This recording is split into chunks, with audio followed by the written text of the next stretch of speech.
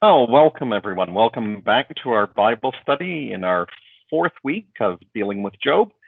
We're into our second session on that, and Linda and Diane are with me, and so we're going to reread the reading. Oh, that I had one to hear me. Here is my signature. Let the Almighty answer me. Oh, that I had the indictment written by my adversary. Surely I would carry it on my shoulder. I would bind it on me like a crown. I would give him an account of all my steps. Like a prince, I would approach him. Then the Lord answered Job out of the whirlwind. Who is this that darkens counsel by words without knowledge? Gird up your loins like a man. I will question you, and you shall declare to me. Where were you when I laid the foundation of the earth? Tell me if you have understanding. Who determined its measurements? Surely you know. Or who stretched the line upon it? On what were its bases sunk? Or who laid its cornerstone? When the morning stars sang together and all the heavenly beings shouted for joy? Or who shut in the sea with doors when it burst out from the womb? When I made the clouds its garment, and thick darkness its swaddling band, and prescribed bounds for it, and set bars and doors, and said, Thus far shall you come and no farther, and here shall your proud waves be stopped. Who has cut a channel for the torrents of rain, and a way for the thunderbolt, to bring rain on a land where no one lives, on the desert, which is empty of human life, to satisfy the waste and desolate land, and to make the ground put forth grass. From our Faith Life Study Bible, and it's about verses 8 and 9. Ancient Near Eastern creation accounts describe the supreme deity subduing the sea, which was depicted as a force of chaos. Biblical accounts of creation often allude to these accounts to show the power of Israel's God, demonstrating both his superiority over nature and other deities. And then about verse 9, rather than merely subduing the sea, God brought it into existence.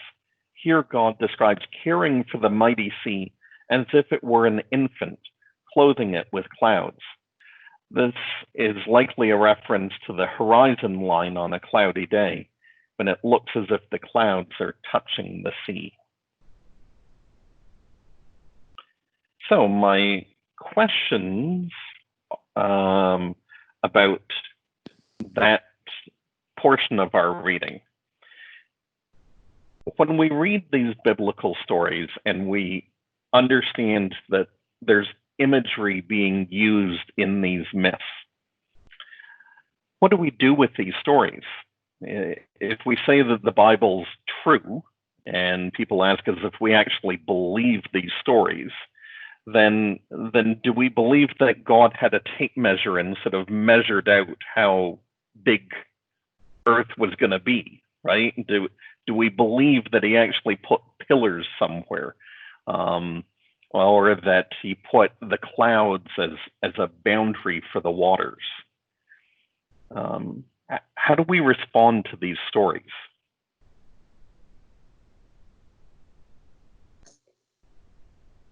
Well, I take it symbolically. I really, I've never seen God. I wasn't there, but I think about when the Bible was created, and that was in ancient times, shall we say. And so, there's the way they communicated was through stories and symbolism, I think, to a large extent. And so when I hear the creation stories, I think of symbolism. I think about, for example, the miracle of birth. Right. I know of what I speak as far as birth goes.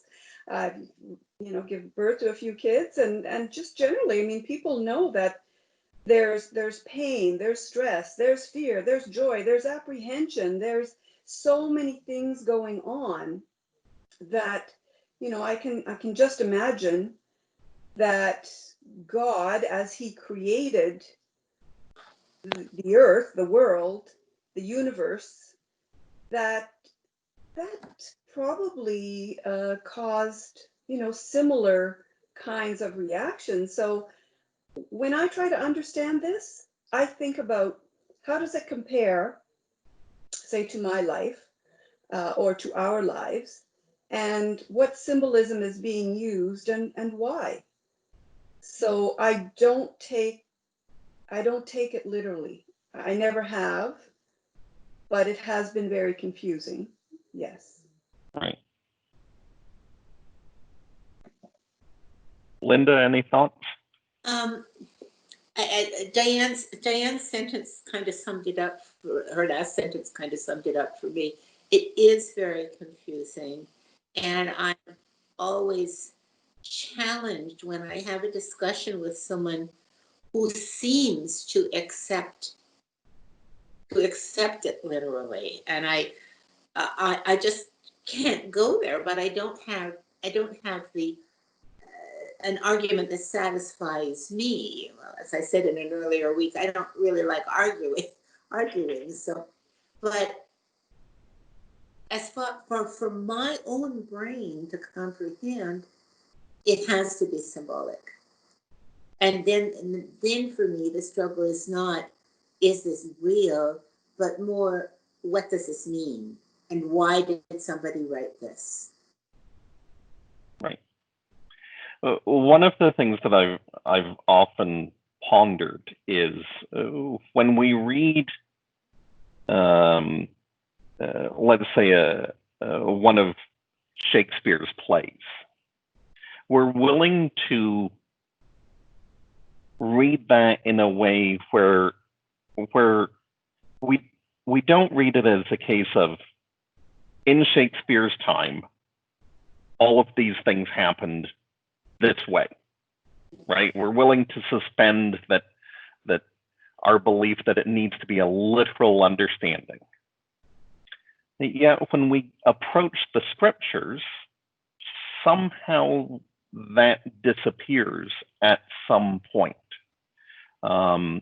We may look at a story like the creation story and say, well, maybe the garden wasn't the only place where human beings were at the beginning. Maybe it's a good epic story. Or we may get to the flood and say, well, maybe all that people knew at the time as the world was flooded. And maybe it wasn't the whole world. Or maybe God didn't get out the tape measure and put down pillars to construct the earth. And, if we, drilled through the core, we wouldn't actually find them.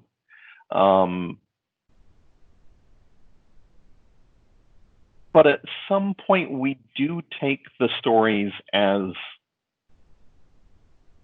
having some literal truth to them. And I'm wondering at what part that changes for us. Is it a case of,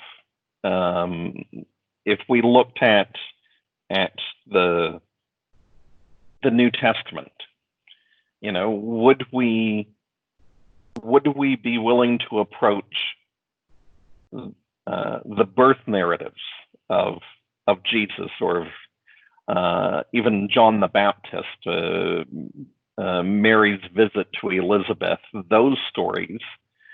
Would we be willing to approach those with the same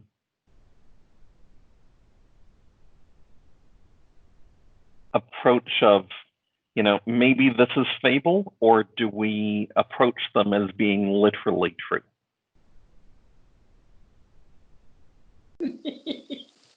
I don't want to tell you what I think. There's no wrong answers. It's scary. It is troublesome. Certainly, we're prepared to suspend disbelief in things that we cannot see and cannot have experienced. But we also have rational minds, and there are some things that, science has pretty much shown us that wasn't quite true. And then I go back to comments I've made to you, at least to you, Colin, in the past, that somebody somewhere wrote these stories for a reason, chose to chronicle events that they observed from their viewpoint. I do agree. And, the whole thing about explaining to other people, do we really believe these stories? I think that sort of what Linda said, there's belief and faith, and belief and faith is not always based on facts. The interesting thing for me, particularly with Old Testament stories, is that these stories are told by many people of many different cultures and backgrounds and religious or spiritual beliefs. And that, I think, reinforces for me the feeling that as human beings, we have questions, we have a need to create a narrative that explains things, that we feel more settled when we can explain it in some sort of way. We get caught up, I think, in our understanding of how we approach things now compared to how people approach things then. When I read a news article, I assume that there are certain facts that are in the article that I hopefully know to be true. When I look at some of the news out of the United States and the constant claim that there's a thing called fake news, there's debate as to whether or not those facts are believable by some people.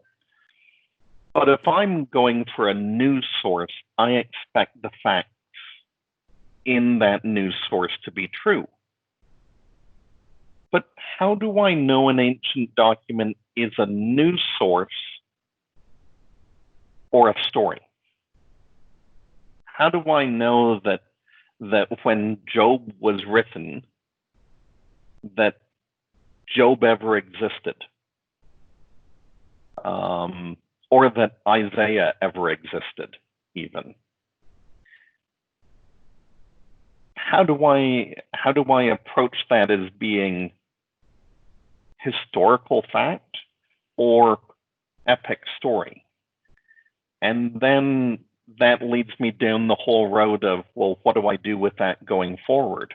What do I do with Matthew, Mark, Luke, and John as well? What do I do with Paul's writings? Do I approach them with the same sort of assumption that, well, it's got to be a news story, or it's got to be an epic story, understood in different ways? And so when I read something like this, I think, well, I don't think God really put the clouds in the sky to limit the water on the earth, because the images I've seen from the space station would not say that works well. Right? Right. So at what point are we, do we make that distinction? Do we make that distinction only with the Hebrew scriptures, or do we make it with the New Testament as well?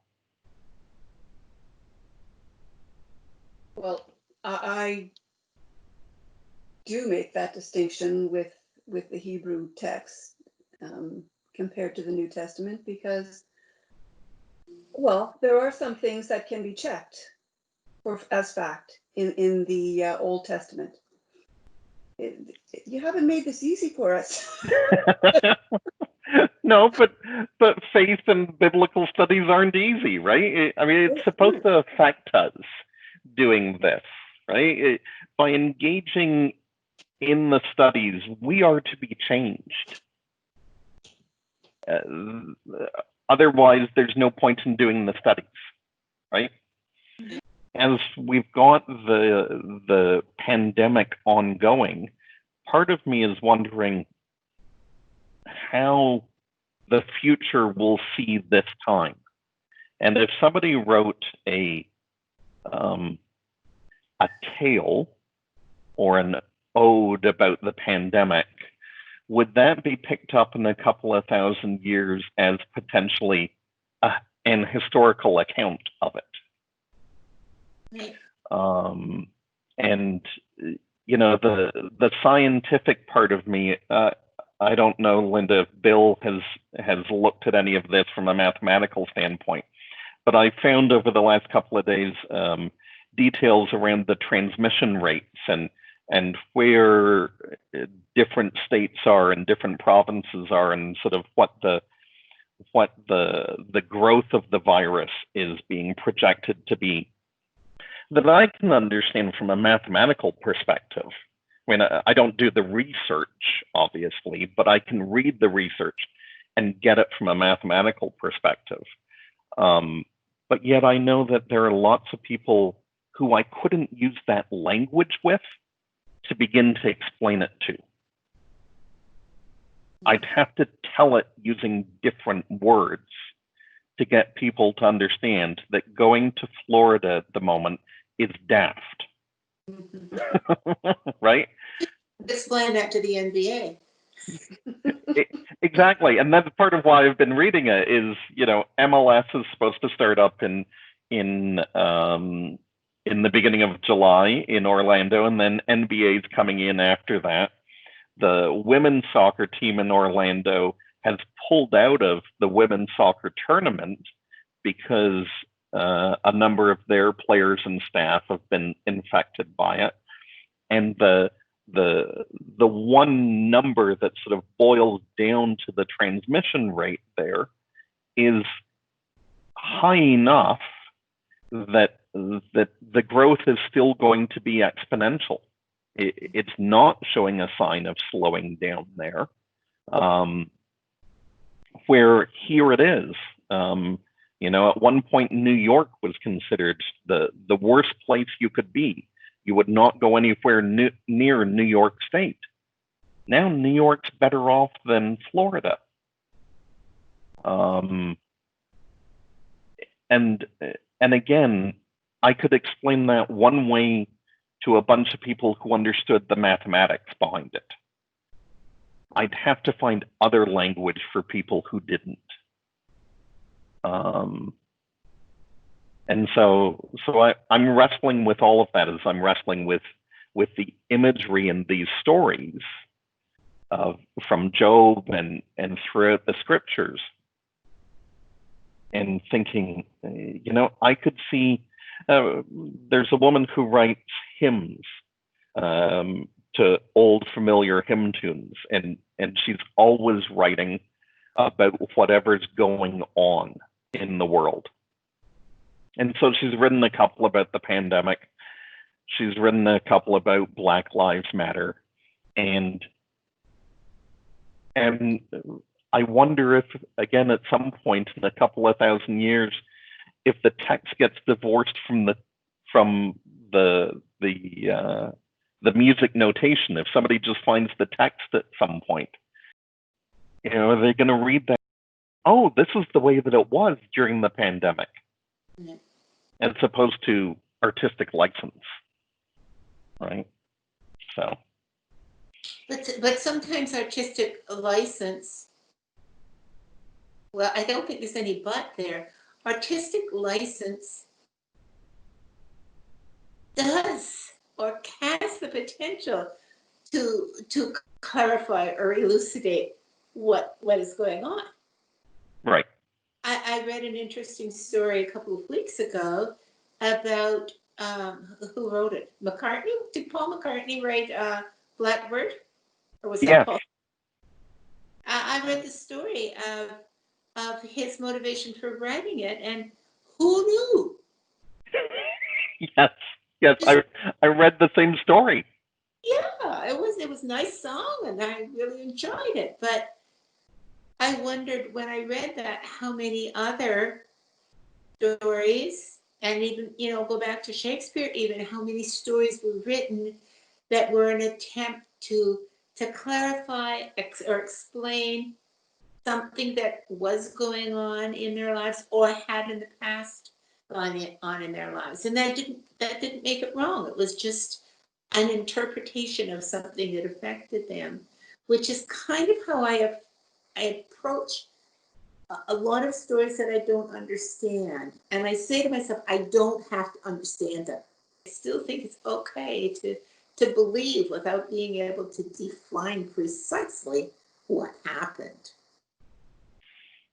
Yeah, I remember my first visit to a synagogue when I was in seminary, and we had just started to delve into some of the Hebrew scriptures and had a very basic understanding of how to read biblical Hebrew and the problems with manuscripts and translations and all of those things. And a number of ways for a number of people in the class, our faith was starting to fall apart because what we believed to be true, sort of the whole world opened up that all of this is questionable.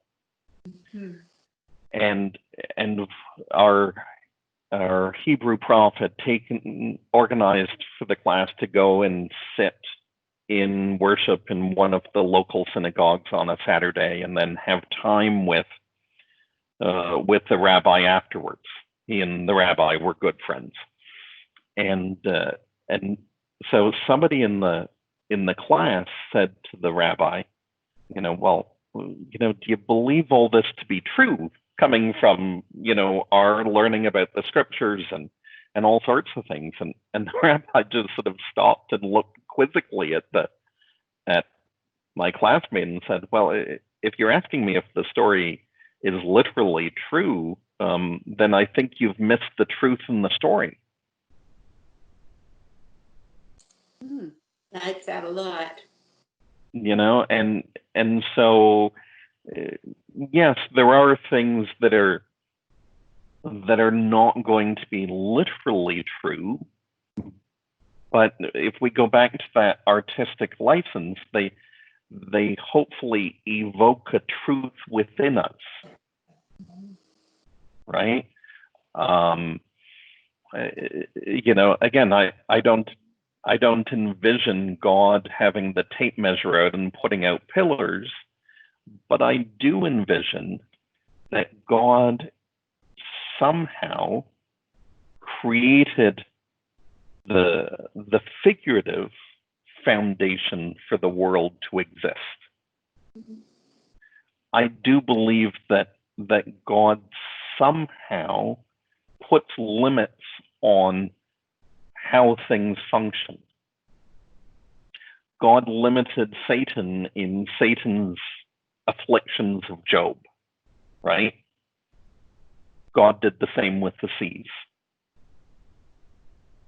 There are other stories of other traditions that would say the sea is just a monster that's going to foam and rage when it wants. Our story says, no, God's put some limits on that. Yes, it'll foam and rage, and we know tsunamis will happen and typhoons and all sorts of things. But God's put a limit on how it can be. And I find comfort in that, even though I really don't think God's sitting up in heaven going, okay, so Hurricane Katrina, you can go there now. Right? So yeah, that's kind of what I've been wrestling with. It is complicated, and I think that people just, nobody likes to be challenged about your beliefs, and it's scary. Just as you said in seminary, people started losing faith, losing their belief in their faith even. So I guess it almost seems like, you take the Bible as you take it. If you're a believer and you believe that, the world was created exactly the way God said, well, that's okay. And if you believe that there was evolution and, how things evolved scientifically, that's okay too. I'm more concerned with, my strength in faith. And somebody can challenge me if they want to. I don't have all the answers. But for me, just as Linda said, it's okay. I don't have all the answers, but I do have faith. And, that's not likely to change by what other people are going to say or have said to me. I believe what I believe. That came, not as a result of anything in particular, except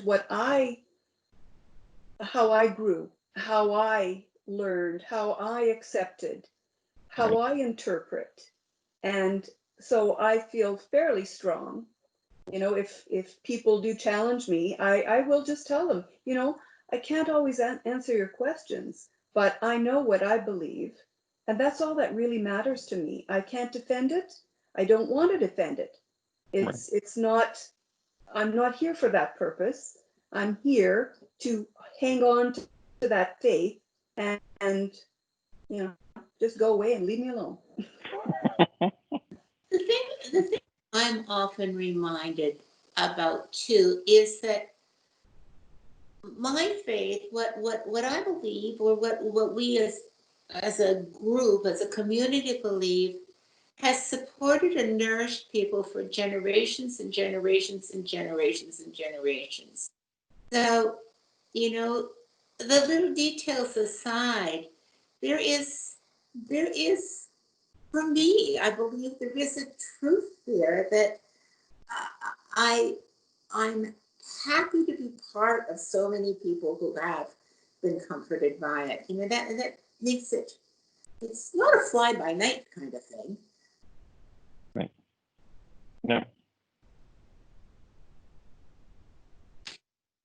It is the best. If you have been comforted, that is the best. It doesn't really matter about other people's lack of belief, because we've experienced what we've experienced, and unless something drastic happens, that's the way it'll stay. Yeah. Yeah. Well, I think our time's coming to a close, so we will gather again next week at some point. Perfect. Okay. Okay. With not so hard questions, right? No promises. Okay, Take care. bye-bye. Thank you. Bye-bye.